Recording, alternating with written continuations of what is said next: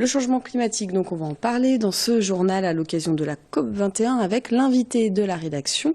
J'ai le plaisir de recevoir sur ce plateau Sylvain Coutran, glaciologue associé au laboratoire Editem de l'Université Savoie-Mont-Blanc. Bonsoir. Bonsoir. Alors on va voir une photo, Sylvain Coutran. Elle a été prise il y a quelques jours sur le glacier Blanc. C'est dans le parc national des Écrins. Des montagnards ont suspendu cette grande pancarte. Adieu. On doit dire adieu à tous les glaciers alpins. C'est un petit peu rapide comme raccourci, je dirais.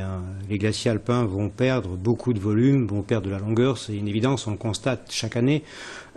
D'ici là, à disparaître, c'est quasiment improbable que les glaciers alpins disparaissent. Les glaciers vont beaucoup reculer, mais on ne peut pas leur dire adieu. Les glaciers vont et viennent aussi. Naturellement, les glaciers ont beaucoup reculé à certaines périodes, ont partiellement disparu pour se reconstituer quelques centaines d'années après. Le seul problème, c'est qu'aujourd'hui, on est quand même confronté à un impact humain en partie à cause des émissions de gaz à effet de serre, qui vont accélérer certainement ce réchauffement qui au départ était naturel. Alors un exemple emblématique du réchauffement climatique, la mer de glace. Depuis 1850, le glacier a reculé de 2,4 km de 700 mètres depuis 1993. Il y aura bientôt plus de mer de glace. La mer de glace au sens strict, en fait, elle prend naissance à la confluence avec le glacier de l'Échaud. Mais cette partie peut disparaître, effectivement. Alors la mer de glace, telle qu'on l'écrit, telle qu'on la voit depuis la station du train du Mont-en-Vert, elle pourrait disparaître dans les 100 prochaines années.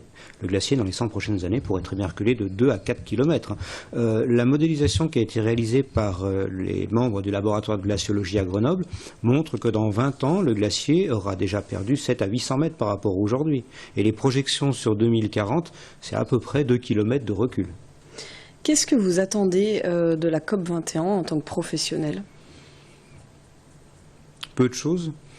Ne soyons pas méchants, mais bon, c'est important que les hommes politiques prennent réellement conscience, et je crois qu'aujourd'hui on a beaucoup d'hommes politiques qui en prennent conscience, mais la question qu'on se pose, ont-ils le pouvoir sur les lobbies qui finalement détiennent les clés de l'économie de la planète? Et l'économie de la planète, c'est une consommation à outrance, c'est un gaspillage colossal, et du point de vue énergétique, on n'a pas assez de ressources énergétiques pour faire vivre 7-8 milliards d'habitants.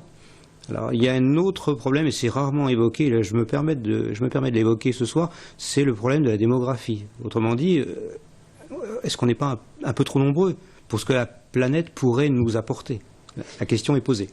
L'objectif fixé par la COP21, c'est limiter le réchauffement climatique à 2 degrés d'ici 2100. Cela suffit si on regarde notamment les glaciers alpins? Ça suffit pour préserver les glaciers? Ça suffit pour préserver des grands glaciers, du moins les préserver dans les parties hautes, dans des parties qui sont couvertes de neige aujourd'hui. Aujourd'hui, la limite des neiges éternelles, grosso modo, dans le massif du Mont-Blanc, elle est vers 3000 mètres. Si les températures remontent de 2 degrés, elle sera vers 3500 mètres, en exagérant à peine.